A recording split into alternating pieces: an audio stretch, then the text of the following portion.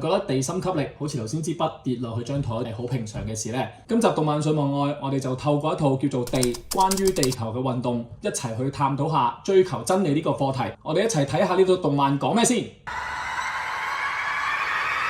地關於地球嘅運動呢一套咧，本來係一套日本嘅漫畫，後來咧就將佢動畫化。故事係發生喺15世紀左右，主題咧係關於地球嘅運動啦，同埋自然現象。喺故事裏面咧，透過唔同主角同埋佢嘅朋友，不斷咁樣探索，去揭示地球點樣運行。我哋今集就集中睇下第一章嘅主角拉斐爾啦。拉斐爾本身係一個天才嘅學生，佢咧本身流落街頭，後來俾義父收養。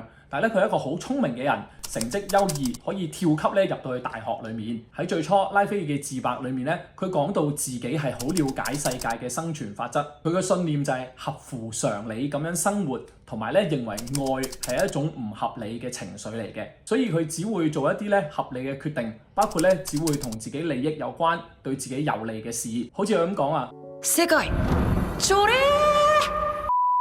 直至到遇上咗夏伯特 Hubert 呢個人啊，拉斐爾就知道咧異端就係宣揚地動說，佢嘅信念咧就有所改變啦。夏伯特去解釋地動說可以相信嘅原因之後咧，佢就挑戰拉斐爾啊，佢話地心說咁樣嘅講法，佢嘅真理係唔係美麗？呢個宇宙又係唔係真係美麗呢？呢兩個問題咧係挑戰咗拉斐爾嘅世界觀啊！佢自己都反思到，其實地心說咧係唔合乎常理、唔合乎秩序，亦都唔靚嘅。最後夏伯特佢就指出，如果地動說呢個講法係真理嘅話，咁樣真理同埋美就會合而為一啦。呢句説話話俾拉斐爾知道，眼睇到嘅同事實要一致先係真正嘅美麗。拉斐爾亦都深深受到感動，後來佢慢慢去察覺地動說係真實嘅，亦都慢慢知道原來認識世界、相信呢個真理並且堅持嗰種嘅美麗。聖經裏面咧都有為咗信仰堅守至死嘅人嘅。喺《使徒行傳》第6同埋第7章裏面，司提反就為咗去堅守相信主耶穌，被人用石頭打死啦。而喺第1章嘅後期啊，拉斐爾都俾人發現咗佢研究地動說，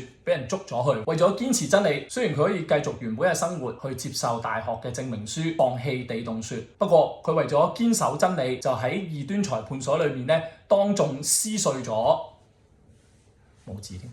3 weeks later， 當眾撕碎咗成張入學證明，最後拉斐爾更加咧喺監牢裏面飲咗有毒嘅酒自盡，堅守自己所信。佢嘅犧牲係冇白費嘅，整個故事就因為有人去到將地動說傳俾拉斐爾，而拉斐爾亦都將佢所信嘅繼續傳落去，讓其他人咧去認識呢個世界運作嘅真理。喺聖經記載裏面咧，司提反嘅死都冇白費。使徒行傳8章1節去講到，從嗰日起，耶路撒冷嘅教會大遭逼迫，除咗使徒之外啊，所有嘅門徒都分散喺猶大同埋撒瑪利亞嘅各處。門徒分散其實就係讓信仰喺當時咧遍地開花，俾更多人咧去認識主耶穌嘅。喺約翰福音8章31至32節裏面，耶穌同門徒講：你們若常常遵守我的道，就真是我的門徒了。的確，唯有認真咁樣相信上帝嘅人，先會去追求真理，而追求真理先會令到佢哋喺信仰裏面得着自由，能夠認識真理，喺信仰裏面堅持，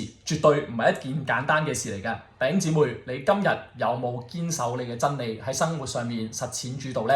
最後提提大家啦，動漫嘅情節並唔係聖經記載，動漫人物嘅性格隨時突然黑化，直接比喻涉及風險，會容易招致損失。如果想明白上帝嘅道，都係多啲讀聖經啦。以上就係我睇完地關於地球嘅運動之後嘅信仰反思啦。如果你係基督徒，你點樣喺生活上面活出真理裏面嘅自由呢？如果你唔係基督徒，又或者未有信仰嘅話，你又覺得自由係啲乜嘢呢？歡迎留言話俾我知，咁我哋咧就可以有多啲交流啦。今集到呢度，希望今集嘅信息對你有啟發。如果你中意呢集嘅話，歡迎 like、comment、share 同埋 subscribe。我哋下次見，拜拜。